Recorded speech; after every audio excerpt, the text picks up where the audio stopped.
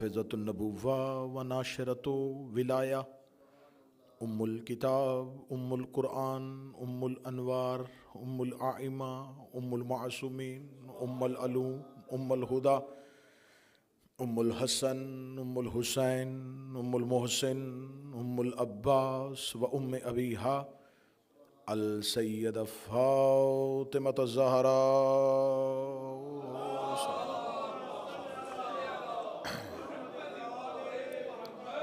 ولعن اللہ تعالی علی اعدائہم اجمعین۔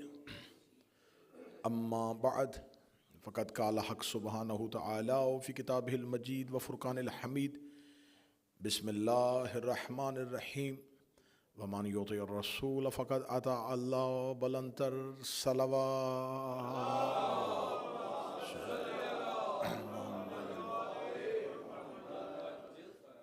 دعا ہے کہ مالکان ذکر بندگان ذکر کا وارثان ذکر کی بارگاہ میں پیش ہونا قبول فرمائے۔ آقا زادی ان عبادات کا مکمل اجر کروانے والے اور سننے والوں کو پہنچائے۔ فروغ عزا اور ان مجالس کا انتظام کرنے والے وہ تمام احباب وسیم، کیسر، نصر اور ان کے جتنے بھی رفقائے کار ہیں، مولا ان کی توفیقات میں اضافہ فرمائے۔ جو ماتمی ان مجالس میں عزا کی صفوں کا اہتمام کرتے رہے، میرا مالک ان کی عبادت کو قبول فرمائے۔ اس امام بارگاہ کے جتنے بھی عہدے داران ہیں، منتظمین ہیں، اور بالخصوص و بالعکس اس امام بارگاہ کی روح رواں جناب قبلہ سرکار حضرت علامہ ارشد ترابی صاحب، میرا مالک ان بزرگوں کا اور ان احباب کا سایہ ملت کے سر پہ سلامت فرمائے۔ میرا مولا آپ کی جو حاجات ہیں اپنی بارگاہ میں قبول فرمائے۔ اس امام بارگاہ کا سنگ بنیاد رکھنے والے، اس میں اپنی خدمات دینے والے جو دنیا سے جا چکے ہیں، اس ذکر کی عزت کا صدقہ مولا ان کی شفاعت فرمائے۔ ہمارا شمار سیدہ کے طرفداروں میں فرمائے، بی بی کے نوکروں میں سے فرمائے۔ قبلہ نجف شاہ صاحب، عمران بھائی، اس کے علاوہ جو ذاکرین ممبر پہ ڈیوٹی دیتے رہے، مولا ان کی ہر حاجت کو اپنی بارگاہ میں قبول فرمائے۔ دعاؤں کی قبولیت کے لیے مل کے ممکنہ حد تک بلند صلوات پڑھ لیں۔ اللہ صلی اللہ۔ تھوڑی سی بے ترتیبی مجھے نظر آ رہی ہے، یہ درمیان میں جو گیپ ہے اگر اس کو ختم کریں گے، جو بعد میں آنے والے ہیں انہیں مجمع کراس نہیں کرنا پڑے گا، تھوڑا تھوڑا آگے تشریف لیں، صلوات پڑھتے ہوئے آگے تشریف لیں۔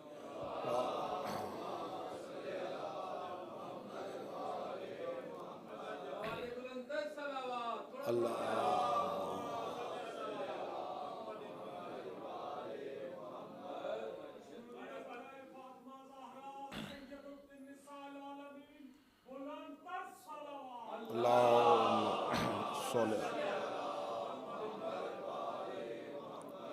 آپ ماشاءاللہ سارے ہی باجماعت نمازی ہیں، اور باجماعت جب نماز ہو تو صفوں کی ترتیب ہوتی ہے۔ اگر اگلی صف میں جگہ خالی ہو تو پیچھے نہیں رکتے، پہلے اگلی صف کو مکمل کرتے ہیں۔ تو یہ بھی عزا کی صفیں ہوتی ہیں، کوشش کیا کریں جو درمیان میں اگر آپ کے کوئی فاصلہ ہے اس کو خود ہی طے کر لیں، تاکہ بعد میں آنے والوں کو پیچھے والوں سے گزرنا نہ پڑے۔ سلسلہ کلام آج اپنی آخری نشست میں ہے۔ موضوع گفتگو تھا سورہ مبارکہ النساء، اطاعت پیغمبر کے ذیل میں سیدہ کی اس تحریک کے تمام جزیات کو مفصل طریقے سے بیان کرنا، جنہیں کتابوں کی زینت تو بنایا گیا لیکن عوام الناس تک نہیں پہنچایا گیا۔ یہ وہ حقائق تھے جو میں نے آپ کے سامنے پڑھے، یہ کچھ من گھڑت نہیں تھا، کچھ ذاتی قیاس نہیں تھا، یہ وہ تمام تاریخی حقائق تھے جو تاریخ کے اوراق کی زینت تو بنے، لیکن کسی نہ کسی مصلحت کی وجہ سے انہیں عوام سے دور رکھا گیا، اور یہ کہہ کے ان سے پیچھے کیا گیا کہ یہ اختلافی موضوعات ہیں، اس کے ساتھ کمیونٹی میں اختلاف برپا ہو سکتا ہے، تو لہٰذا ایسے مسائل کو ڈسکس نہیں کرنا چاہیے جس سے کسی دوسرے کی دل آزاری ہو، کسی کو تکلیف ہو۔ یہ بات آج کے دور کا مسلمان اخلاق کی وجہ سے کہتا ہے، اور اخلاق کی سیرت میرے نبی نے دی تھی۔ وہ خلق عظیم کا مالک تھا، اس کے کردار کا نام، اس کی سیرت اخلاق ہے۔ تو جس کی سیرت کا نام اخلاق ہے، اس نے مکہ کے 40 قبیلوں کے درمیان کھڑے ہو کے کہا تھا تمہارے سارے جھوٹے ہیں، میرا ایک سچا ہے۔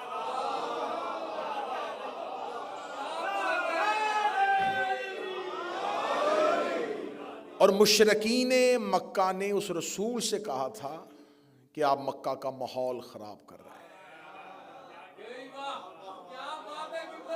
نسل در نسل، نسل در نسل ہم سب کے بزرگ اکٹھے یہاں رہتے رہے، ہم آپس میں ایک دوسرے کے ساتھ تعلق داریاں رکھتے ہیں، ایسی بات نہ کرو جس سے کمیونٹی ڈیوائیڈ ہو جائے،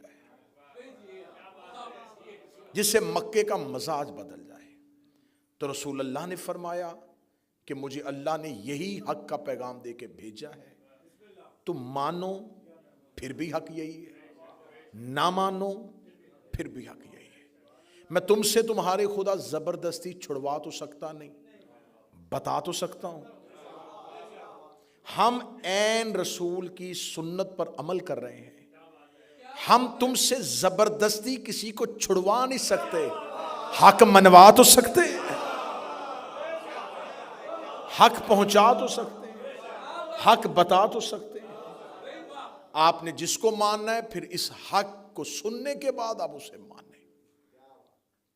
میں نے کل کی گفتگو یہاں پہ آ کے روک دی تھی کہ پورا جہاں جہاں اسلام ہے وہ فدق کی وجہ سے۔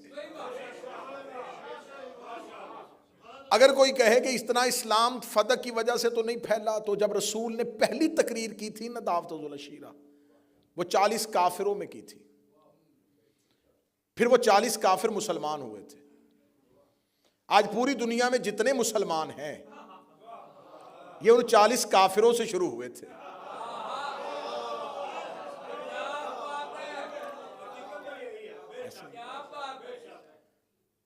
جب ہم دیکھیں جیسے جیسے ہم تاریخ میں آگے بڑھتے جائیں گے، ہمارے مسائل مزید گھمبیر ہوتے جائیں گے، مزید پریشان ہوتے جائیں گے۔ اگر ہم نے غلط فہمیاں ختم کرنی ہے تو ہمیں پچھلے قدم واپس پلٹنا ہے۔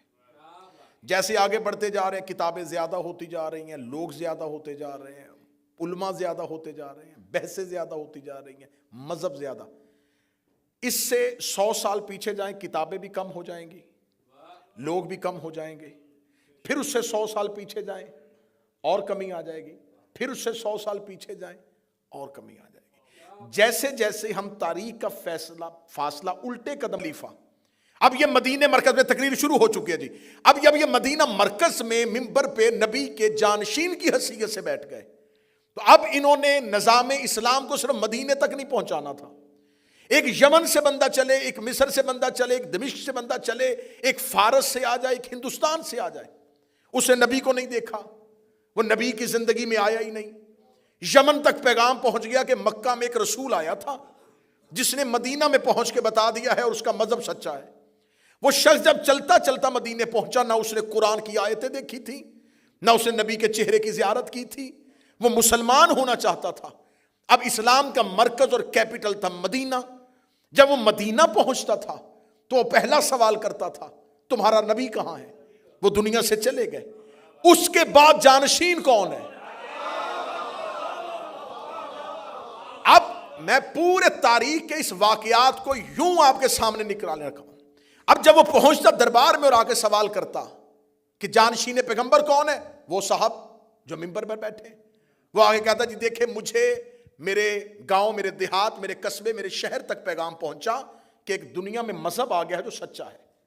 مجھ تک پیغام دیر سے پہنچا، میں نے نبی کی زیارت نہیں کی، مجھے اسلام کے کسی کانسیپٹ کا نہیں پتا، مجھے کسی تصور کا نہیں پتا، آ گیا ہوں آپ کے پاس، اب مجھے پہلے دن سے اسلام بتائیں۔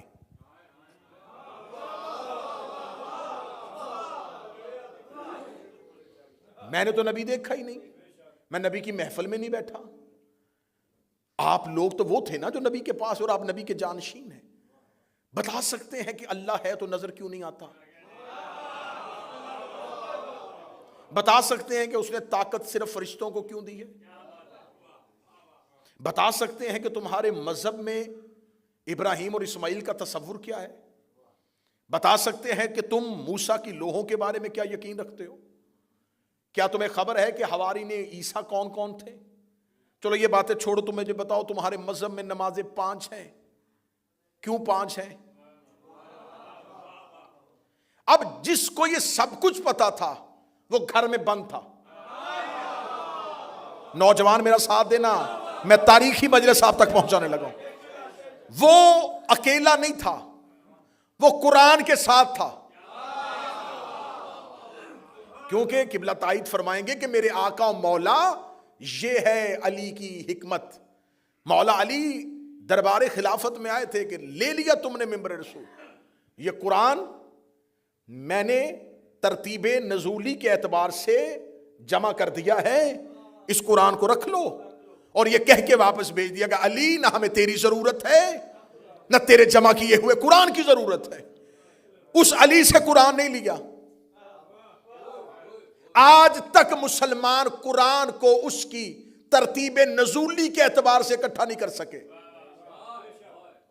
جو آیت پہلے آئی تھی وہ درمیان میں پڑی ہے، مکی صورتیں بعد میں آ گئی، مدنی صورتیں پہلے رکھ دی.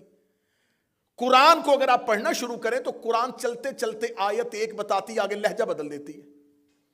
بات ہو رہی ہوتی ہے بنی اسرائیل کی اور آگے فوراً حج کی بات ہونا شروع ہو جاتی ہے. حج کی بات ہو رہی ہوتی ہے آگے عورتوں کے حقوق کی بات ہونا شروع ہو جاتی ہے. قرآن نہیں بدلا، ترتیب بدل دی. ترتیب ایسے بدلی کہ جب ایک کتاب آپ پڑھیں، آپ کے پاس ایک کتاب ہو اور اس کتاب کو کوئی گھر کا بچہ آ کے شرارت میں پھاڑ دے اور صفحے ادھر ادھر کر دے، تو اب جب آپ کتاب پڑھنا شروع کریں گے تو اب آپ کو کتاب میں سے کچھ سمجھ نہیں آئے گا. ایک صفحے میں کچھ ہے، دوسرے صفحے میں کچھ ہے. اب پتا چلا کہ آج تک قرآن ہدایت کیوں نہیں دے رہا. یہ فرقے فاصلے قرآن سے ختم کیوں نہیں کر رہے؟ اس لیے کہ جس طرح قرآن نازل ہوا تھا اس طریقے سے تو ہے ہی نہیں. وہ قرآن علی لے کے ساتھ چلے گئے.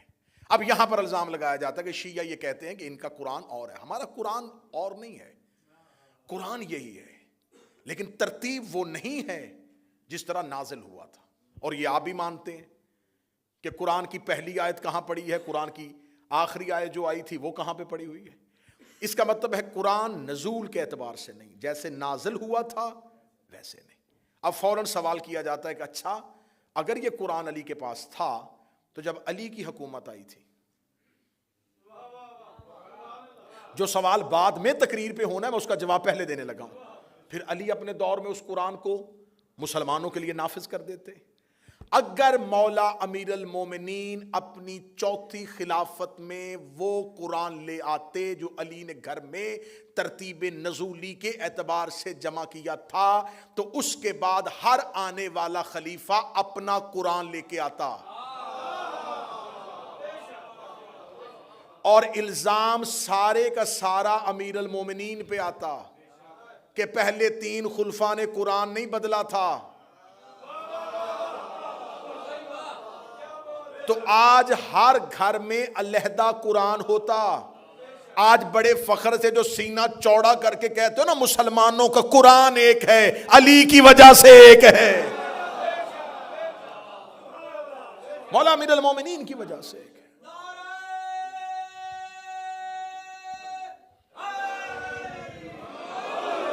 اب امیر المومنین تو بیٹھ کے گھر، اب لوگ آنا شروع ہو گئے، اشاعت اسلام پھیل رہی ہے.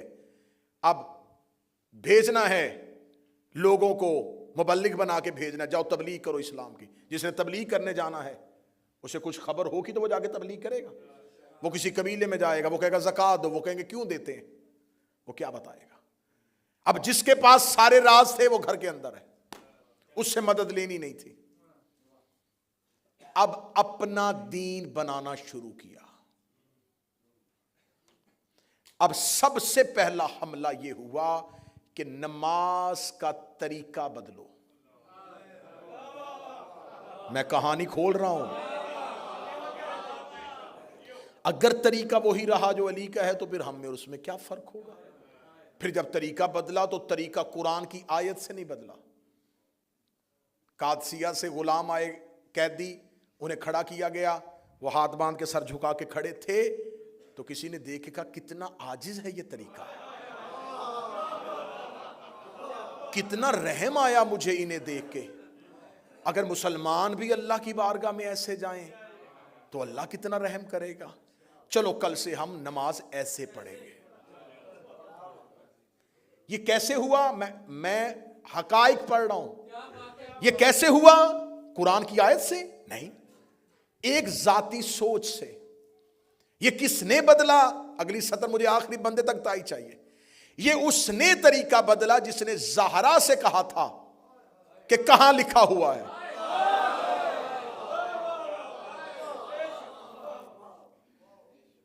اب اپنا طریقہ بنانا شروع کر دیا, ایک ایک چیز نئی بنانی شروع کر دی.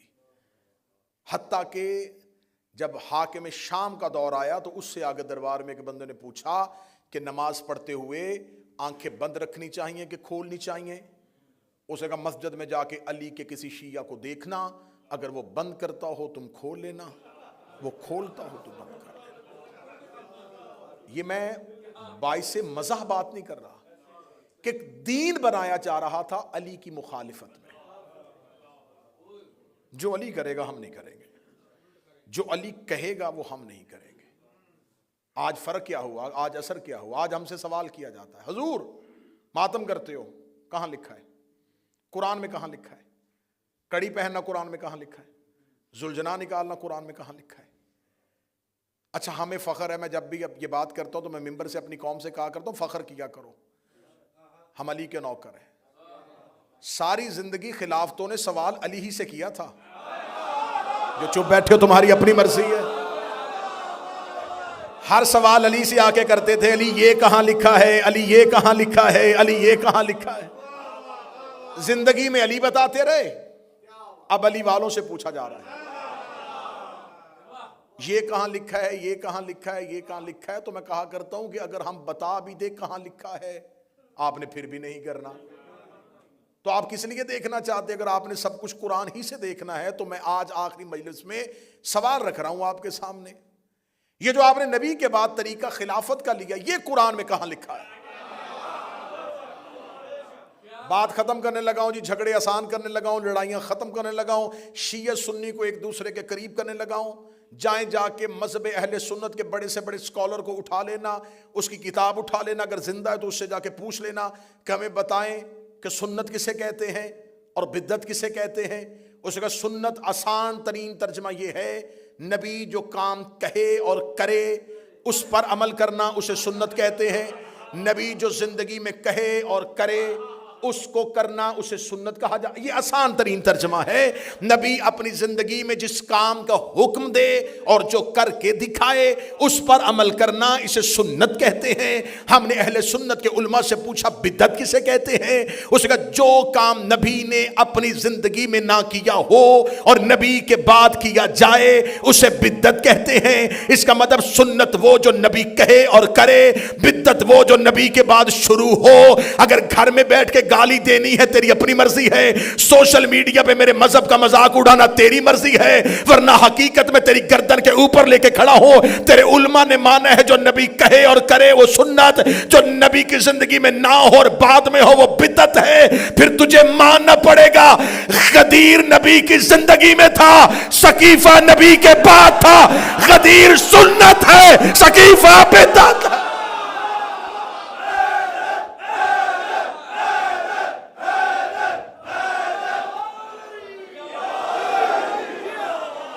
غدیر نبی کی زندگی میں تھا.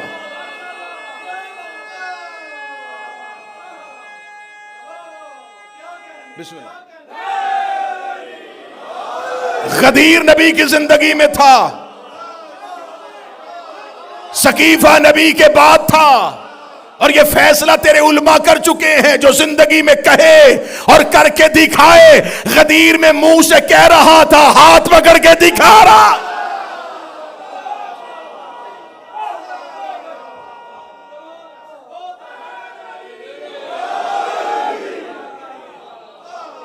اس کا مطلب ہے کہ نبی نے غدیر کہی بھی تھی، دکھائی بھی تھی۔ قبلہ دراوی صاحب آپ سے دعا لے کے میں بہت بڑا ٹائٹل آج حسینیہ بریڈ فورڈ میں مسلمانوں سے چھیننے لگا ہوں۔ 1400 سال کے بعد ہم چھیننے لگے۔ ہم اہل سنت ہیں، ہم اہل سنت، ہم شیعان علی، ہم اہل سنت ہیں۔ نبی نے کہا تھا انی تارکن فیکم الثقلین کتاب اللہ و اطرتی، میری حدیث ہے، میں دو چیزیں چھوڑ کے جا رہا ہوں، نہ قرآن چھوڑنا نہ اہل بیت چھوڑنا۔ ہم نے نبی کے بعد کٹ گئے، مر گئے، اکیلے ہو گئے، تھوڑے ہو گئے، زندانوں میں پھینکے گئے، سولیوں پہ لٹکائے گئے۔ نہ ہم نے قرآن چھوڑا نہ ہم نے اہل بیت چھوڑی، بندے چپ ہو گئے۔ ہم ہی اہل حدیث ہیں، اہل سنت بھی ہم ہیں، اہل حدیث بھی ہم ہیں۔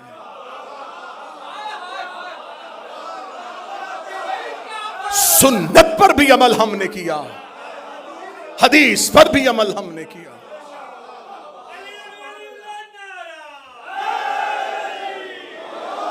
ہم نے نبی کے بعد امامت کو مانا، اور وہ ہم نے علی نبی کی حدیث سے لیا ہے۔ جھگڑے ختم کرنے ہیں نا، بات کسی کو تڑپانے کے لیے نہیں، محبت کے ساتھ کرنی ہے۔ جہاں تک میری آواز ہے میں اہل سنت سے کہہ رہا ہوں، رسول اگر غدیر میں حضرت ابو بکر کو مولا بنا دیتے، ہم انہیں مان لیتے۔ 4 بندوں نے بے شک کیوں کہا ہے؟ مشکل فیصلہ ہو گیا، مان لیتے۔ رسول نے، کیونکہ قرآن نے کہا ہے جو رسول دے۔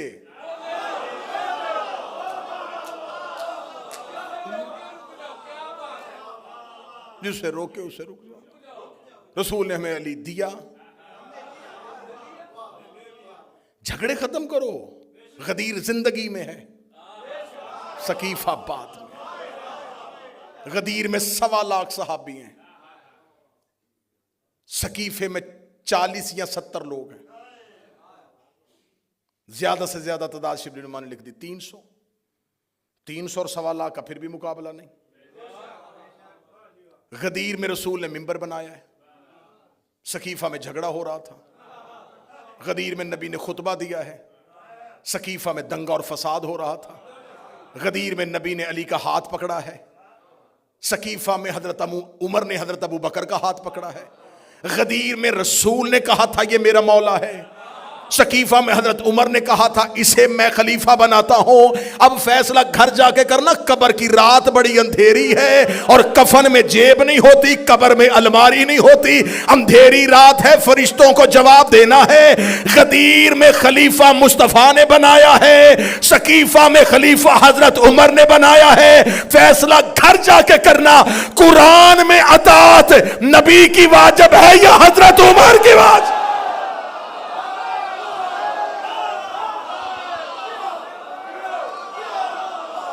اگر تو قرآن میں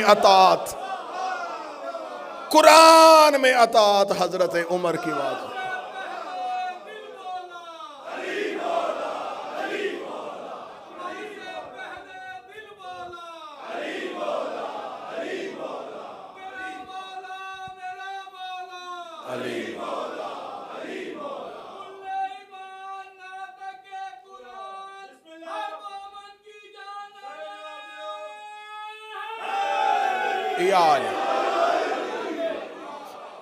اگر تو قرآن میں اطاعت ہے حضرت عمر کی واجب، پھر ہم شیعہ پیچھے ہٹتے ہیں۔ قرآن میں اطاعت مصطفیٰ واجب ہے، قرآن میں اطاعت پیغمبر واجب ہے، اور میں پہلے دن سے پڑھ رہا ہوں آیت کہ خدا نے کہا من یطع الرسول فقط اطاع، جس نے رسول کی اطاعت کی۔ اس نے اللہ کی اطاعت. غدیر زندگی میں ہے. اب سیدہ جب دربار میں گئیں تو شہزادی نے صرف جگیر کا فیصلہ نہیں کروایا. ابن ابی الحدید کہتے ہیں کہ میں نے اپنے استاد معظم سے پوچھا, چلی جو گئی تھی بی بی, تو ان کو چاہیے تھا کہ وہ دے دیتے جاگیر. ابن ابی الحدید کہتا ہے کہ میں لکھ رہا تھا اور میرے استاد نے کہا قلم رکھ, اگلی بات سن اور لکھنا نہ. اگر وہ جاگیر دیتے زہرا واپس نہ جاتی, زہرا اگلا مطالبہ شوہر کی خلافت کا کر دیتی. سیدہ فوراً اگلا مطالبہ. تو یہ سوال فدق کا نہیں جھٹلایا جا رہا, یہ خلافت علی سے بچنے کی کوشش کی جا رہی. انہوں نے خلافت امیر المومنین سے بچنے کی کوشش کی, لیکن بہت برے طریقے سے خود بھی پھنس گئے اور ماننے والوں کو بھی پھنسا گئے. ہم نے نبی کے بعد امامت کو مانا, ایسا ہی ہے. امام کو منبر تخت ملے یا نہ ملے, امام امام ہی ہوتا. یوسف قید خانے میں بھی نبی تھے, موسیٰ جنگلوں میں پیغمبر تھا, اور فرعون تخت پہ بیٹھ کے بھی لعنتی تھا. اس کا مطلب ہے کہ لعنتی تخت پر بھی بیٹھ جائے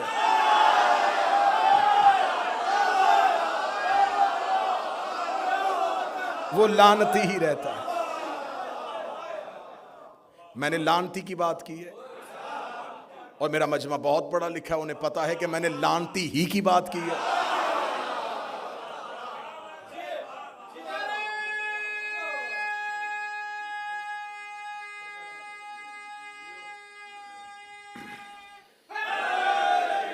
اب اگر فرعون کو بادشاہت مل گئی ہے تو پھر کیا کریں, اسے مان لیں؟ نہیں, کوئی مسئلہ نہیں. موسیٰ اگر سفروں میں ہے, جنگلوں میں ہے, نبی ہے.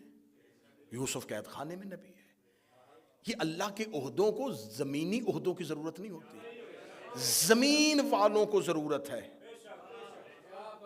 کہ وہ جس کو اللہ نے عہدہ دیا ہے اسے عزت دیں, اسے زمین میں اقتدار دیں, اسے زمین میں حکومت دیں. یہ زمین والوں کا حق ہے.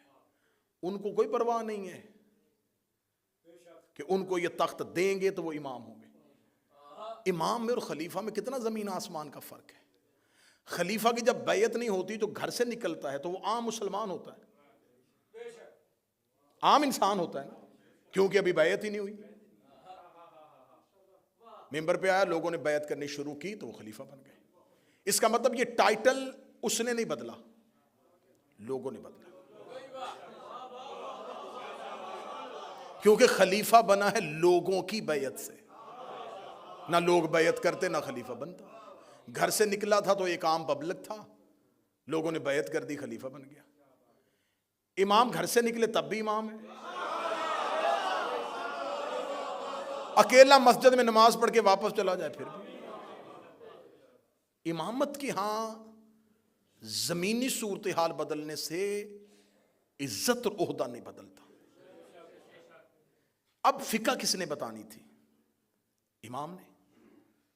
ہم نے رسول اللہ کے بعد سلسلے کو ٹوٹنے نہیں دیا.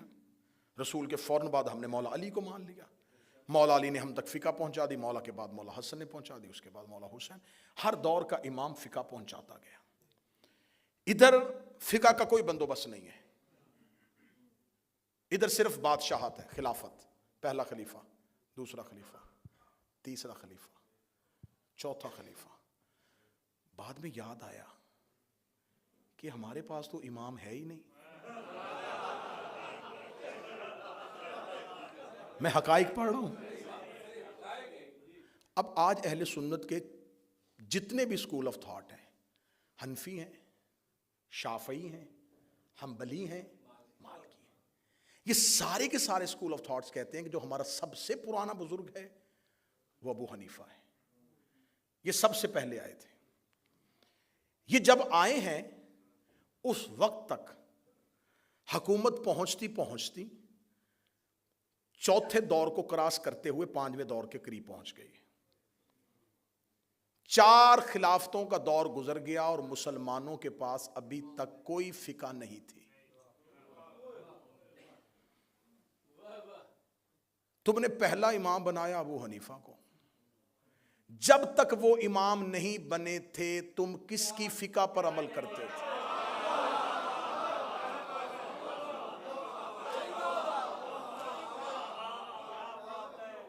امام ہی کوئی نہیں تھا، کیونکہ پہلے امام تو وہی ہیں. جب وہ نہیں تھے کس کی فقہ تھی؟ اگر کسی کی فقہ تھی تو پھر لے کے آئے کہ اس کے نام سے وہ فقہ ہو. فقہ ابو بکر صدیق، فقہ عمر فاروق نہیں. خلافت ابو بکر، خلافت عمر، خلافت عثمان، خلافت معاویہ. خلافتیں ہیں، امامت نہیں. اب رسول نے کہا تھا کہ میرے بعد میرے 12 جانشین. سنیں، انہوں نے کہا نہیں وہ 12 امام نہیں 12 خلیفہ. ٹھیک ہے بناؤ. بناتے گئے. پہلی 3 خلافتوں کا دور، مولا علی کا دور، حاکم شام آ گیا، مروان آ گیا، مروان کے 4 بیٹے آ گئے، اب عباسی بادشاہ آ گئے. چلتے یہ خلافتیں آتی پھیلتی چلی گئی. رسول نے کہا تھا کہ 12 پہ تعداد رک جائے گی. ہم نے پہلے کے بعد دوسرا، دوسرے کے بعد تیسرا، تیسرے کے بعد چوتھا، چوتھے کے بعد ہم 11 تک پہنچے. 12واں غیبت میں چلا گیا. ہم نے اس کا انتظار کرنا شروع کر دیا. ہم انتظار کر رہے ہیں اور آج تک کر رہے ہیں اور کرتے رہیں گے جب تک وہ ظہور نہیں فرمائیں گے. آپ نے امامت والی لائن نہیں اڈاپٹ کی، آپ نے کہا ہم خلافت والی لائن پہ چلیں گے. اب چلتے گئے مختلف بادشاہوں کو خلیفہ بناتے آخر تک آپ پہنچ گئے. آپ کے ذہن میں اب کیا کریں؟ اب آپ نے اتنا ڈھیٹ پن کا مظاہرہ کیا کہ آپ کے پاس اب اپنا امام تو تھا کوئی نہیں. آپ نے بھی کہنا شروع کر دیا امام مہدی.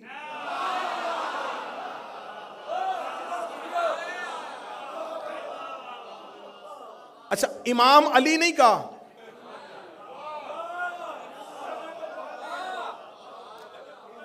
پہلی کا چاند باریک ہوتا ہے، کسی کو نظر آتا ہے کسی کو نہیں آتا، لیکن جب 14ویں کا آئے نا،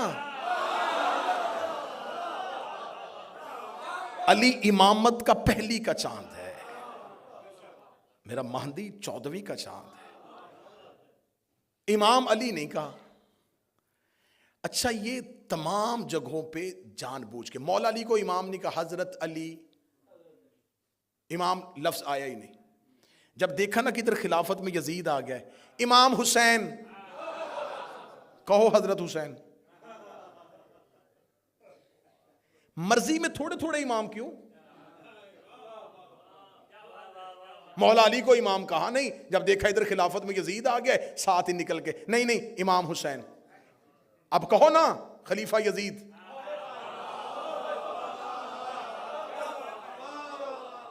اب خلافت کی لائن سے نکل کے امامت میں کیوں آ رہے ہو؟ نہیں ہم بھی یزید کو نہیں مانتے. تو کیا کہے گا؟ تو زبان سے نہیں مانتا، تیرا مذہب اسے منوا رہا ہے. اب یزید خلافت میں ایک ایسا بدنما دبا تھا جسے آج بھی مسلمان اپنے کھاتے میں لے ہی نہیں رہے. یہی وجہ ہے کہ پورا سال چھوڑ کے جو ہی محرم آتا ہے ساتھ ہی کہتے ہیں ہم بھی امام حسین کو مانتے ہیں. ہم سبیل لگاتے ہیں، ہم حلیم کی دیگ دیتے ہیں، ہم 8 محرم کو نیاز بانٹتے ہیں.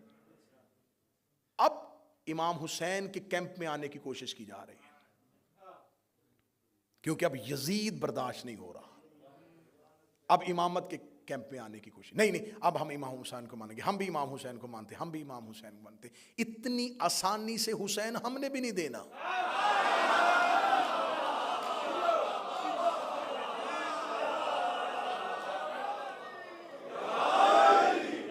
اتنی آسانی سے ہم آپ کو حسین نہیں دیں گے. ہم نے کوئی حسین آسانی سے لیا؟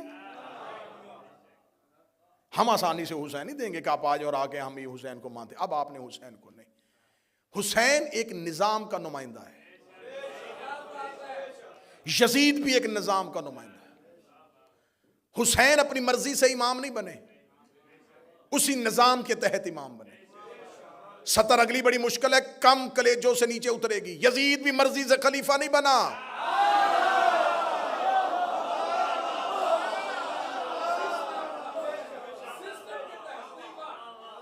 زبردستی آگے بیٹھ گیا نہیں۔ کس نے بنایا تھا؟ ہاں وہ اس کے باپ اس کے لیے وصیت کر کے گئے، آ جاؤ آ جاؤ آ جاؤ آ جاؤ آ جاؤ آ جاؤ، باپ وصیت کر کے کہتے باپ کو کس نے بنایا تھا؟ اس کے لیے تیسرے خلیفہ نے سفارش کی تھی، تیسرا خلیفہ کس نے بنایا تھا؟ وہ جی ان کے لیے دوسرے خلیفہ کمیٹی بنا کے تھے، دوسرا کس نے بنایا تھا؟ اس کے لیے پہلا وصیت کر کے چلا گیا تھا، پہلا کس نے بنایا تھا؟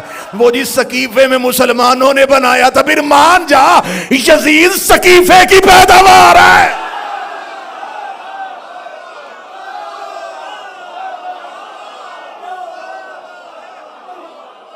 اب آؤ ادھر آؤ، امامت کی طرف آؤ۔ تم نے حسین کو کیوں مانا؟ اس لیے کہ حسن نے کہا تھا کہ میرا بھائی امام ہے۔ حسن کو کیوں مانا؟ اس لیے کہ علی نے کہا تھا میرا بیٹا امام ہے۔ علی کو کیوں مانا؟ اس لیے کہ نبی نے غدیر میں کہا تھا علی امام۔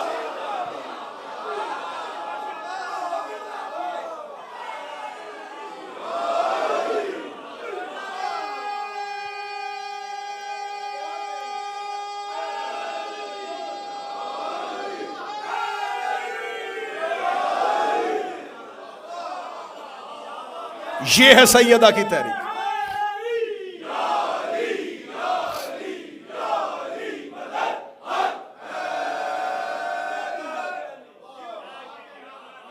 یہ ہے سیدہ کی تحریک۔ سقیفہ کی سازش کو بے نقاب کیا۔ یقین کرو اگر سیدہ یوں کھل کے سامنے نہ آتی، آج تک سقیفہ کی خلافت جنگ جمل اور جنگ صفین کی طرح اجتہادی مسئلہ بن جاتی،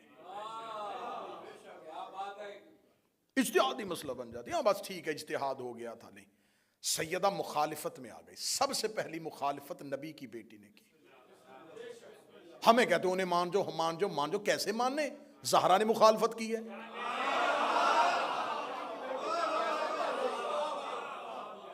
بھئی کیسے تسلیم کر جائے؟ نبی کی بیٹی مخالفت کر رہی ہے، وہ وصیت کر کے جا رہی ہے۔ کیا میں ان لوگوں کو اچھا نہیں سمجھتی؟ میں ان کے لیے بد دعا کروں گی؟ ہم انہیں کیسے تسلیم کر لیں؟ لہذا سیدہ نے اس بہت بڑی سازش کو بے نقاب کیا دیا۔ غدیر محفوظ ہو گیا، سقیفہ بدنام ہو گیا۔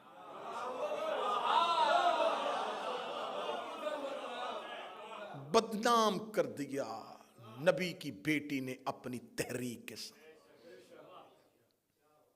اب جب یہ اسلام دو نظام کے تحت چل رہا ہے، ادھر خلافت چل رہی ہے، ادھر امامت چل رہی ہے۔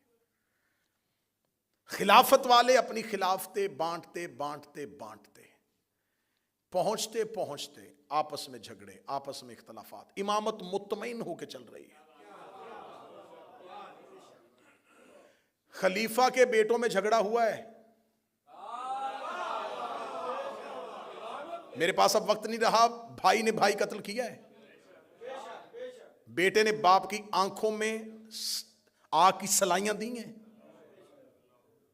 جاؤ جا کے پڑھو عباسی اور اموی بادشاہوں کی اولادوں کا کردار، وہ کیا کیا کرتے رہے۔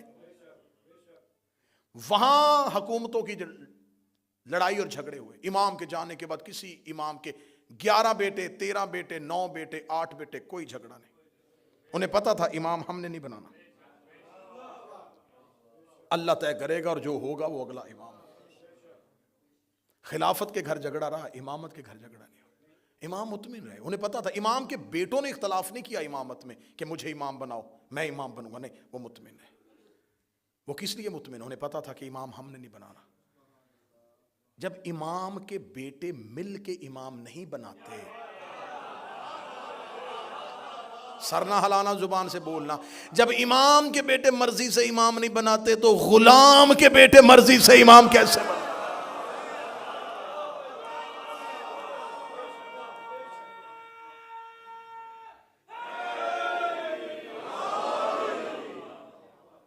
یزید سقیفہ کی تحریک کا ایک مرکزی کردار ہے۔ سقیفہ کا تراشا ہوا مجسمہ یزید ہے، اور غدیر نے جسے سخنور کیا وہ حسین بنا۔ خلافت کی عمر اتنی تھوڑی تھی کہ خلافت کو چھٹے نمبر پہ آ کے یزید جیسی بیماری لگ گئی۔ غدیر کی عمر اتنی طویل تھی، اس پر 30 نمبر پہ آ کے حسین جیسا پھول کھل گیا۔ اب یزید حسین سے بیعت نہیں مانگ رہا تھا، سقیفہ پھر غدیر سے بیعت مانگ رہا۔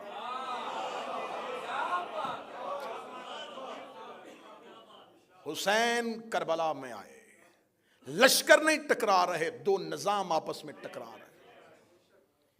غدیر نے سقیفہ کی حکومتوں کا بت ہمیشہ کے لیے توڑ دیا۔ امامت چلتی چلتی چلتی چلتی 12ویں پہ آ کے رک گئی، اور خلافت اپنی ہی گلیوں میں کہیں گم ہو گئی۔ 53 اسلامی ملک ہیں، کسی کو نہیں پتا کہ اولی الامر کون ہے۔ اطیعوا اللہ و اطیعوا الرسول و اولی الامر منکم، اطاعت کرو اللہ کی اور اس کے رسول کی اور اولی الامر کی۔ اولی الامر کون؟ وقت کا بادشاہ۔ تو اسلامی ممالک تو اسلامی کنٹریز تو بہت زیادہ ہیں، کس ملک کا بادشاہ اولی الامر ہے؟ حضرت محمد بن سلمان اولی الامر ہیں، یا حضرت شہباز شریف اولی الامر ہیں؟ کون اولی الامر ہے؟ آپ کے تو اولی الامر بہت زیادہ ہو گئے، ہم تو اطمینان سے بیٹھے۔ کس سے چھینی تھی؟ نبوت کے بعد عہدہ چھینا تھا نا۔ اب آ جاؤ، انتظار کرو ایک وقت کا، ہم بھی کر رہے ہیں۔ اس وقت میں آ جائے گا امامت کا نمائندہ بھی، اور امامت کا نمائندہ جب زمین پہ اترے گا تو ایک نبوت کو بھی زمین پر اتار دیا جائے گا۔ میں تحریک سیدہ کے آخری جملے پڑھنے لگا ہوں۔ جب وقت نماز ہوگا تو یہ پہلا جملہ ہے جو امام کے ظہور کے بعد زمین پہ گونجے گا۔ امام زمین پہ آئیں گے، اذان دے دی جائے گی، اذان دینے کے بعد لوگ صفیں باندھ دیں گے، سرکار ولی العصر کے پیچھے نماز با جماعت ہونا شروع ہو جائے گی، یا پچھلی صف میں آ کے عیسیٰ ابن مریم کھڑا ہو جائے گا۔ عین وقت نماز کے موقع پر زہرا کا بیٹا ایک نظر پیچھے مریم کے بیٹے کو دیکھے گا اور دیکھ کے کہے گا تقدم ابن مریم، مریم کا بیٹا آگے بڑھ، مصلی پہ آ۔ عیسیٰ کام کے کہے گا میری جرت ہی کیا ہے، میں زہرا کے بیٹے کو نماز پڑھاؤں، میں زہرا کے بیٹے کو نماز پڑھاؤں، میں زہرا کے بیٹے کو نماز پڑھاؤں۔ اے میرے وقت کا امام، تو فاتح خیبر کا بیٹا ہے، تو حسین جیسے سید الشہداء کا بیٹا ہے، تو زین العابدین جیسے زین العبا کا بیٹا ہے، تو محمد باقر کا بیٹا ہے، تو جعفر صادق کا بیٹا ہے۔ تجھے کہنا چاہیے تھا کہ کیسے ہو سکتا ہے کہ حیدر کرار کا بیٹا پیچھے کھڑا ہو، کیسے ہو سکتا ہے حسین کا بیٹا پیچھے کھڑا ہو۔ یہ کیوں کہا کہ زہرا کا بیٹا آگے کھڑا ہوگا؟ میرا 12واں زمانے میں آگے پہلا عقیدہ دے گا، اے اپنے عقیدے درست کرو۔ جس زہرا کا آخری بیٹا عیسیٰ جیسے نبی کے پیچھے نہیں پڑتا، اس کا باپ محمد کسی بت پرست کے پیچھے۔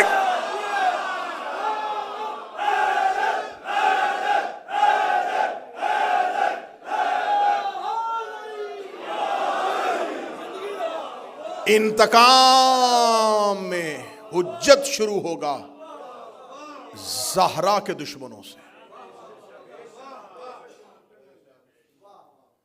میرا مولا تمہیں اپنی زندگی میں ظہور دکھا دے۔ ہماری آنکھیں بند ہوں تو میرا 12واں آئے، ہمیں قبروں سے اٹھنے کی توفیق دے۔ میرا مولا انتقام ہی زہرا کے دشمنوں سے شروع کرے، قبروں سے نکالے گا۔ روایات مذہب جعفریہ کی چاہو گے میں ممبر پہ دکھانے کے لیے، قبروں سے نکال کے الٹا لٹکائے گا، کہے گا جلاؤ ان کو۔ مذہب اسلام میں میت جلانے کی اجازت نہیں ہے، میرا 12واں کہے گا جلاؤ ان کو۔ میں ان کے بدن سے آگ کے شعلے دیکھنا چاہتا ہوں۔ اے رحمت للعالمین کا بیٹا کیوں ان کے جسم سے آ کے شعلے دیکھنا چاہتا ہے؟ رو کے میرا بارواں کہے گا نہیں بھولی مجھے دادی کے دروازے کی.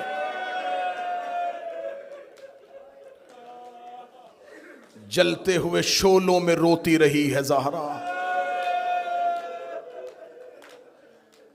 جلتے ہوئے شعلوں میں روئی ہے مصطفیٰ کی بیٹی. جن بچوں نے یہ محنت کی ہے میں مصائب کے آغاز میں ان کے لیے دعا کروں. اللہ ایان عباس کو، ناصر کو اور جتنے بھی بیمار ہیں شفا دے. اللہ فروغ عزا کو، اللہ اس بارگاہ کے منتظمین کو، ان کے عہدے داران کو، ان کی خدمت گزاروں کو. حسین کی ماں کسی کا محتاج نہ بنے. فرانس سے آئے ہوئے میرے محترم بابا انوار شاہ جی تشریف فرمائے. سیدہ ہمیشہ انہیں اپنے گھر کی نوکری نصیب فرمائے. جلتے ہوئے شعلوں میں مارا ہے نبی کی بیٹی.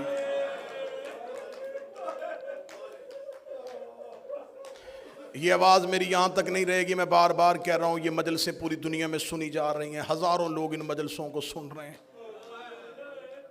میں تم سب کے عقیدوں کو سلام کرتے ہوئے آواز جہاں پہنچانا چاہتا ہوں وہاں پہنچانے لگا ہوں تاکہ میں قیامت والے دن نبی کی بیٹی کے سامنے شرمندہ نہ ہوں.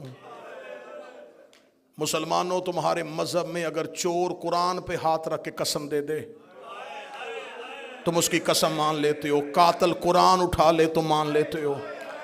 میں مذہب جعفریہ کا ایک ادنا سا طالب علم، حسین کا عزادار، ماتمی حسینیہ بریڈ فورڈ میں بیٹھ کے ممبر پہ مائک پہ دو علموں کے درمیان کھڑے ہو کے کہہ رہا ہوں مجھے اللہ کی وحدانیت کی قسم، مجھے نبی کی رسالت کی قسم، مجھے زہرا کی عزت کی قسم، مجھے حسن کی عصمت کی قسم، مجھے حسین کی 13 ضربوں کی قسم ہے. میں غلط پڑھوں نبی امت میں سے نہ اٹھائے، علی اپنے پیروکاروں میں سے نہ اٹھائے، حسین اپنے داروں میں سے نہ اٹھائے. میرا حشر قیامت والے دن یہودیوں کے ساتھ کرے. اتنی قسمیں اور بددعائیں کوئی نہیں دیتا. دو علموں کے درمیان ممبر پہ اتنی قسمیں کھا کے صرف سنیوں کو یقین دلانے لگا ہوں قتل ہوئی ہے نبی کی بیٹی. طبعی موت نہیں مری، قتل کیا گیا ہے نبی کی بیٹی کو. میرا کام تھا قسمیں کھانا، اب جا کے علماء سے پوچھنا کس نے قتل کیا تھا نبی کی بیٹی کو، کون دروازے پہ آ کے مارتا رہا تھا مصطفیٰ کی. قتل ہوئی ہے پیغمبر کی بیٹی. اور جوان بیٹیوں کے باپ بیٹھے ہو. جب زہرا نے دنیا چھوڑی ہے منتظر شاہ بی بی کی عمر اتنی تھی جتنی کربلا میں حسین کے اکبر کی عمر تھی.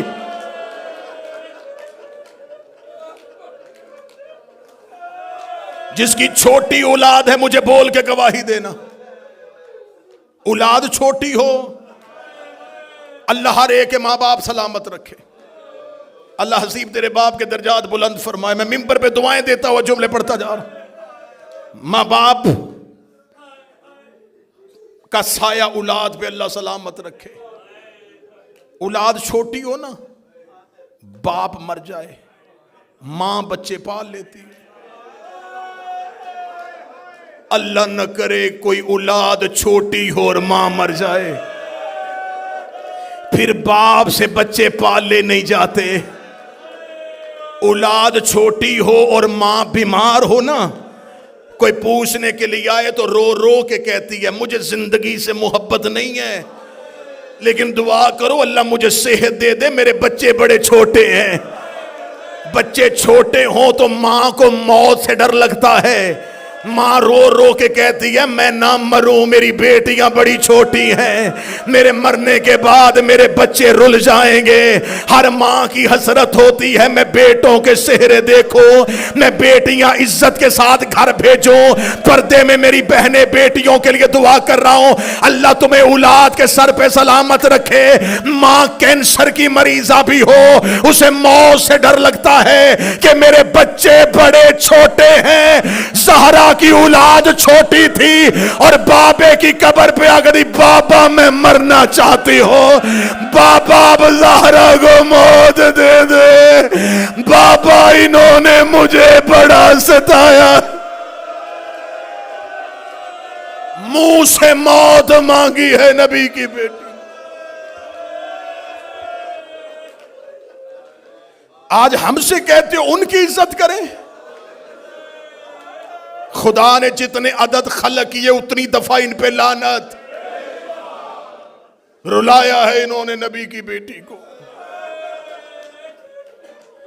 کل میں نے پڑھ دیا زخم محمد کی بیٹی کے. تمہاری طاقت جواب دے گئی تھی، میں پڑھ ہی نہیں سکا.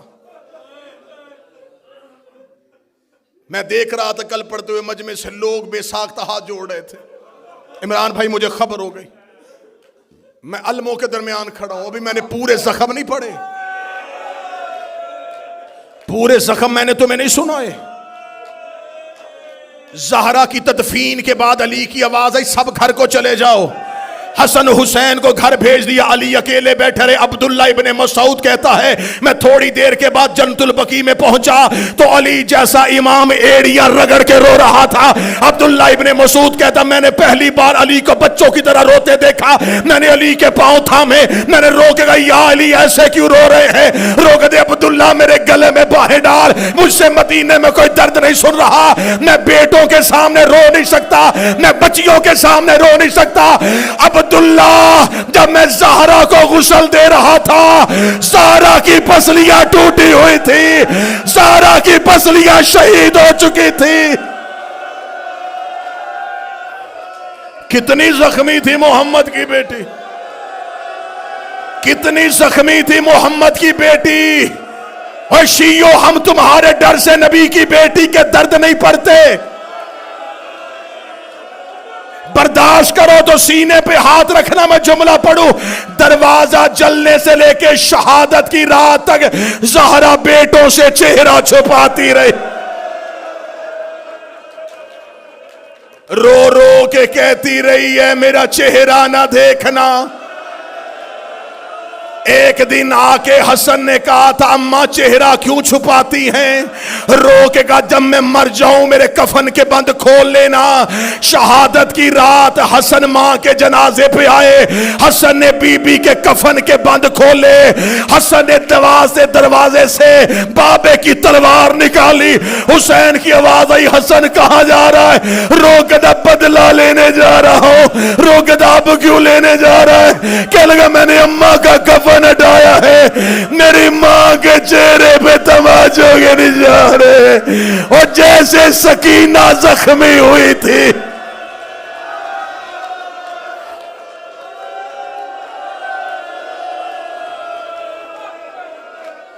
اجرکم من اللہ، اجرکم من اللہ، اجرکم من اللہ. شروع ہے ایام فاطمیہ. 3 جمادی الثانی تک رونا، 3 جمادی الثانی تک رونا. پتہ نہیں کس رات دفنایا تھا علی نے، کون سی رات دفن کیا تھا علی. میرا مولا قبلہ ترابی صاحب جاتے رہتے ہیں، میرا مولا تمہیں مدینے لے جائے. آج بھی جنت البقیع میں زہرا کی قبر کی علامت گنبد نہیں پتھر ہے، پتھر علامت ہے. آج امام زادوں کی حرم ہے، زہرا کی قبر علامت گنبد نہیں پتھر. مومنین جنت البقیع کے باہر بیٹھے رہتے، فجر کے بعد گیٹ کھلتا ہے، لوگ اندر جاتے ہیں، چھپ چھپ کے زہرا کی قبر کو دیکھتے. زنجیریں لگی ہوئی ہیں، سپاہی کرسیوں پہ بیٹھے ہوئے ہیں. آنے والوں کا چہرہ دیکھتے ہیں، کوئی رو تو نہیں رہا، کوئی زہرا کی قبر کو دیکھ نہیں تو نہیں رہا. سر پہ قرآن رکھ کے بتاؤ آج اس ملک میں رہتے ہو، عیسائیوں کے قبرستان پہ بھی چلے جاؤ، کسی قبر کے باہر زنجیریں لگی ہوتی ہیں. زہرا کی قبر کے بعد لوہے کی زنجیریں ہیں. میں جملہ کہوں جو سید بیٹھے معاف کر دینا، آج بھی قید ہے محمد کی بیٹی. یہ قبر نہیں ہے، محمد کی بیٹی کا زندان ہے. زندان میں بند ہے رسول کی بیٹی. ایک ایرانی روزہ خان جنت البقیع میں دروازے پہ کھڑا ہوا نوحہ پڑھ رہا تھا. اس نے نوحے میں فارسی کا شعر پڑھا.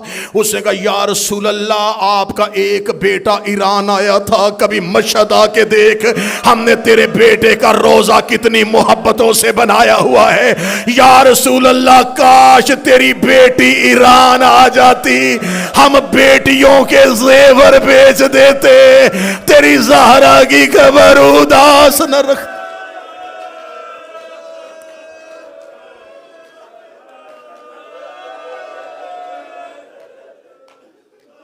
آج بھی جنت البقیع میں اداسی ہے. محسن نقوی شہید نے کہا تھا اے خاک مدینہ تیرے ذروں میں ابھی تک ہم بنت پیغمبر کی لحد ڈھونڈ رہے ہیں. آدھی رات کو چھپا کے آ گئے علی بطول کو.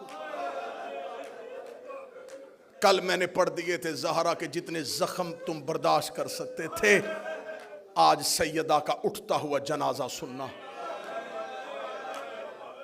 دروازہ جل چکا تھا. میں نے وعدہ کیا تھا میں بی بی کے پورے درد پڑھوں گا. ہم تمہیں ممبر سے بتاتے ہیں کہ صرف دروازہ جلا. الموب کی ضمانت, میرے لفظوں پہ یقین کر لینا, صرف دروازہ نہیں جلایا. انہوں نے خانہ نبوت کی چھت توڑی, انہوں نے نبی کے گھر کی دیواریں توڑی. اگر یہ روایت پڑھنی ہو تو دعائے ثنا میں یہ قریش پڑھنا.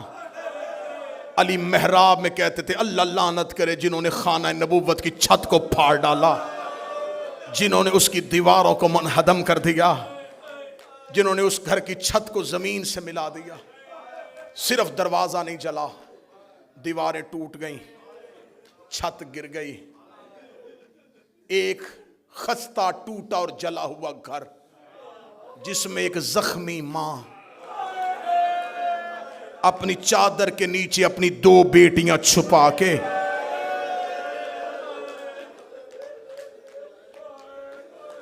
کبھی زخمی پہلو سے زینب کو لگاتی, کبھی زخمی ہاتھ سے حسین کا چہرہ چومتی. یہ زہرا کی راتیں نہیں تھی, یہ ایک ایک لمحہ زہرا کی مصیبت کا تھا. جب علی کو لے کے یہ مدینے کے بازار میں گئے, کتب معتبرہ کہتی ہیں کہ سیدہ اپنے سر پہ نبی کا کرتا لے کے اور ایک ہے نبی کا امامہ سر پہ رکھ کے زخمی زہرا بازار میں آئی. آواز دیکھا اگر تم نے علی کے گلے سے رسی نہ نکال لی میں سر کے بال کھول کے بددعا کروں گی. ادھر بی بی نے اتنا جملہ کہا یا سلمان محمدی کہتا ہے مسجد نبوی کی دیواریں اٹھنی شروع ہو گئیں. مسجد نبوی کی دیواریں اتنی اوپر چلی گئی کہ نیچے سے گھوڑا سوار گزر جاتا تھا. مکے کے لوگ کہتے اس دن ہم نے خانہ کعبہ کی دیواروں کو اٹھتے ہوئے دیکھا, اس لیے کہ اللہ جب زمین پر عذاب نازل کرنے لگتا ہے تو اپنی نشانیوں کو اٹھا لیتا ہے. جب کعبہ اٹھنا شروع ہوا, مسجد نبوی کی دیواریں اٹھنی شروع ہوئی, انہوں نے جب یہ حالات دیکھے انہوں نے علی کے گلے سے رسی نکالی. زخمی علی پلٹ کے گھر کی طرف گیا, دروازے پہ زہرا سر پہ نبی والا امامہ رکھ کے کھڑی تھی, رو کے کہتی یا علی مجھے معاف کر دینا, میں زندہ تھی تیرے گلے میں رسی آ گئی. یا علی میرے بابے کی امت نے تیرا حیا نہیں کیا. علی کی آواز آئی زہرا مجھے معاف کر دینا, تیرے بابے کا حکم نہ ہوتا یہاں سے کوئی زندہ نہ جاتا, میں دیکھ رہا تھا تو زخمی ہوتی رہی.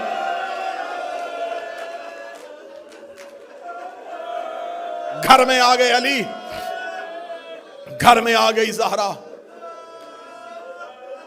30 دن تو نبی کے بعد 75 دن 90 دن ہر رات روتی رہی. آخری رات آ گئی, میں نے درمیان والے سارے درد چھوڑ دیے, رو کے کہا یا علی میری کچھ وصیتیں, 17 یا ایک روایت 19 وصیتیں کی بی بی. یہ وصیت نہیں ہے شیعہ قوم کے لیے، ایک ایک جملہ موت ہے. یا علی یا علی میری پہلی وصیت میرے جنازے کا اعلان نہ کرنا. یا علی مجھے رات کی تاریکی میں دفنا دینا. یا علی یہ نام جو میں بتا رہی ہوں اگر یہ آئیں بھی انہیں بزور شمشیر روکنا، انہیں میرے جنازے پہ نہ آنے دینا. یا علی میرا جنازہ کھلی چارپائی پہ نہیں. یا علی میرے لیے بند تابوت بنانا. مدینے میں جناب زہرا کے جنازے سے پہلے تابوت نہیں اٹھتا تھا، لوگ چارپائیوں پہ جنازے اٹھاتے تھے، کھجوروں کے پتوں پہ جنازے اٹھتے تھے. پہلی بار بی بی نے جناب ام ایمن سے کہا تھا، شرم آتی ہے عورت کو کھلی چارپائی پہ لے جایا جائے. ام ایمن نے کہا رسول کی بیٹی، حبش کے لوگوں کا میں نے ایک طریقہ دیکھا ہے، وہ میت کو ڈھانپتے ہیں. کیسے؟ کمان کی طرح کھجوروں کی شاخیں لگاتے ہیں، اس کے اوپر کھجوروں کے پتے رکھ دیتے ہیں، یہ تابوت بنتا ہے. بی بی کہتی ام ایمن مجھے بنا کے دکھا. ام ایمن نے بنایا. فرمایا جب میں مر جاؤں نا علی کو ایسا تابوت بنا کے دینا. بی بی نے وصیت میں کہا یا علی میں نے ام ایمن کو بتا دیا ہے میرا جنازہ بند تابوت میں اٹھانا. یا علی خاموشی سے میرا جنازہ لے کے چلے جانا. یا علی میرے بعد بنی کلابیہ مستور جس کا نام فاطمہ اس سے شادی کرنا. یا علی اس کے بطن سے ایک بچہ پیدا ہوگا اس کا نام عباس رکھنا. یا علی جب عباس دنیا میں آئے اس کے بازو چوم کے کہنا اماں فاطمہ سلام کہتی تھی. یا علی میرے بعد اگر کوئی فدق دے تو میرے عباس کی اولاد کا حصہ رکھ لینا. یا علی میرے حسین کو رات کو پیاس بڑی لگتی ہے اس کے پانی کا خیال رکھنا. یا علی میری زینب پردے کی بڑی عادی ہے کوشش کرنا دن کی روشنی میں گھر نہ آنا. زہرا وصیتیں کرتی رہی علی روتے رہے. زہرا وصیتیں کرتی رہی علی روتے رہے. بی بی نے علی کو وصیتیں کی. بی بی نے حجرے کا دروازہ بند کیا. مصلی عبادت پہ آ گئی محمد کی بیٹی. ایک روایت کہتی ہے حسنین قبر محمد پہ تھے، ایک کہتی دروازے پہ بیٹھے تھے. یا بی بی کی تسبیح کی آواز رکی. تسبیح کی آواز کا رکنا تھا. اولاد نے دروازہ کھولا. قالوا ان للہ وَإِنَّا إِلَيْهِ رَاجِعُونَ. زہرا دنیا سے جا چکی تھی. علی کے گھر میں جب بچوں کو پتہ چل جائے نا کہ ماں مر گئی ہے اس گھر میں حالت کیا ہوتی ہے؟ بچے چیخ مار کے روتے ہیں. ادھر زہرا کی آنکھیں بند ہوئی. علی نے بچوں کو سینے سے لگا کر رونا نہ لوگ اکٹھے ہو جائیں گے، رونا نہ مسلمان جاگ جائیں گے، انہیں پتا چل جائے گا کہ محمد کی کوئی جگہ خشک رہ جائے. فرمایا کوشش کرو سارا بدن ترو. فرمایا زہرا کا ہاتھ پہلو سے نہیں اٹھا. سیدہ کا پہلو سے ہاتھ نہیں اٹھ رہا. اللہ جانے کون سا زخم ہے جو چھپا کے چلی گئی ہے. غسل مکمل ہوا. جو سید بیٹھے جو دل کا مریض ہے بے شک اٹھ کے چلا جائے. اگلے جملے بڑے سخت ہیں. جب کفن کا وقت آیا علی نے پہلی چادر دی. فضا کی آواز ہے یا علی چادر اور چاہیے. علی نے دوسری چادر دی. آواز ہے یا علی چادر اور چاہیے. علی نے تیسری چادر دی. 7 چادریں علی نے ہاتھ میں دی. دیکھے گا فضا چادریں 7 کیوں لے لی ہے؟ رو کے فضا نے پردے سے دونوں ہاتھ علی کے قدموں پہ رکھے. رو کہتی تیری غیرت کی قسم ہے زہرا کا خون بند نہیں ہو رہا. اتنی زخمی ہے محمد کی بیٹی، اتنے گہرے زخم ہے نبی کی بیٹی. علامہ مجلسی لکھ گئے بہار میں 7 چادروں کا کفن مل گیا. ہو گیا جنازہ تیار. ٹوٹا ہوا گھر، گری ہوئی دیوار، جلا ہوا دروازہ، اس کے اندر ایک حجرہ.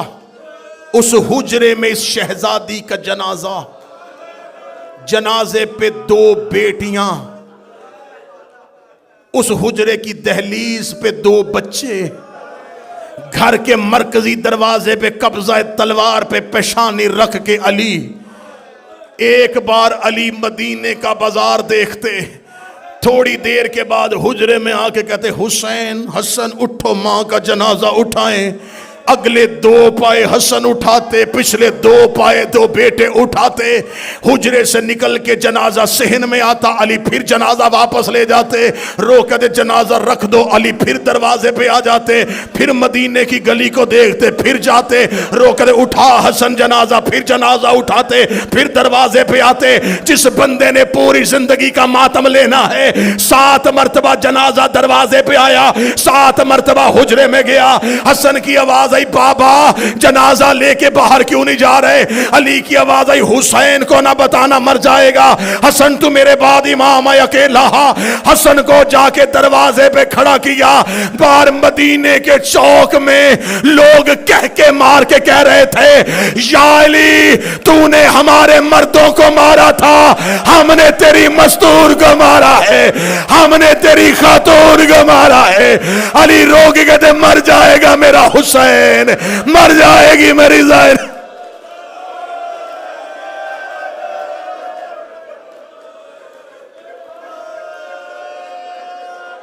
जख्मी जनाजा उठा। हुसैन ने बंद आंखों से कहा, मां मैंने वादा पूरा कर दिया, मैं तो तेरे बुलाने पे आ गया था, तू क्यों नहीं आई? आवाज आई, दाएं बाएं क्यों ढूंढ रहा है? मां पहलू में सर लेके बैठी है और तेरा सर मेरी गोद में, और मैंने तेरी मक्तल हाथों से साफ की है। आखिरी 1 मिनट, 1 मिनट, अभी मस्तूरात में जनाजा बरामद होगा। मैं आखिरी रवायत पढ़ने लगा हूं। मैंने पहले दिन कहा था बड़े थोड़े हैं 5 दिन सहारा पढ़ने के लिए। मैंने 1 दिन भी दूसरा मुसाहिब नहीं पढ़ा, मैंने 5 दिन सिर्फ सहारा के दर्द पढ़े हैं। और सादात वगैरह सादात 1 मिनट की रवायत है, 1 मिनट की रवायत है। ये वो रवायत है जो तेरी इबादत के लिए पढ़ने लगा हूं। अली ने दफन कर दिया ज़हरा को, कब्र का निशान मिटा दिया। अली घर वापस आ गए। औलाद छोटी हो ना, औलाद छोटी हो, अल्लाह न करे, अल्लाह न करे मां मर जाए। जब रिश्तेदार आते ना तो वो छोटे बच्चों को ढूंढते, इस मां का छोटा बच्चा कौन सा है। कभी कोई रिश्तेदार उठा के बाहर ले जाता है, कभी कोई उठा के बाहर ले जाता है, ताकि ये घर ना जाए, मां का जनाजा ना देखे। उस बच्चे के लिए सबसे मुश्किल रात होती है जब मां के बाद पहली रात आती है। फिर वो एक एक मेहमान से पूछता है, अम्मा कहाँ है, मेरी मां कहाँ है, मैंने मां के साथ सोना है। फिर रिश्तेदारों को मुसीबत पड़ती है कि अब इसे कौन समझाएगा। बच्चों को रात को माँ याद आ जाती है। लो जिनकी माएँ चली गई उनके लिए मिंबर से मेरे हाथ उठ गए, जिनकी जिंदा है तुम्हारी माओं की जिंदगी के लिए भी मेरे हाथ उठ गए हैं। अली ने ज़हरा को दफना के अली घर आ गए। अली घर आके नमाज शब के लिए अली ने मुसल्ला बिछाया। अली ने मुसल्ला बिछाया, अभी अली तकबीर कहने लगे, फिजा की आवाज आई, या अली अभी नमाज शुरू न करना। अली की आवाज आई, फिजा क्या हुआ? रो के दी एक और मुसीबत आ गई है। अली कहते ज़हरा की मौत के बाद कौन सी मुसीबत है? रो के कहते या अली वो देख दरवाजे पे तेरी ज़ैनब सो गई है, वो देख हुजरे में तेरी कलसूम है, वो देख रेत पे तेरा हसन है। मैं पूरा घर तलाश कर आई हूं, मुझे हुसैन कहीं नहीं मिल रहा, ज़हरा का लाल कहीं नहीं मिल रहा। अली ने मुसल्ला छोड़ा, अली ने तलवार निकाली, मदीने की गलियों में अली दौड़े, हुसैन हुसैन हुसैन बाबा ढूंढ रहा है। जब अली जन्नतुल बकी में पहुंचे, हुसैन मां की कब्र पे मुंह रख के रो रो के कह रहा था, मां واپس گھر آ جا، مجھے نیند نہیں آ رہی، میں تیرے بغیر نہیں سوتا۔ اماں تیرا حسین اجڑ گیا، اماں میری حویلی برباد ہو گئی، اماں میرا گھر سونا ہو گیا، اماں تیری بیٹیاں زمین پہ لیٹ گئی۔ ماتم حسین۔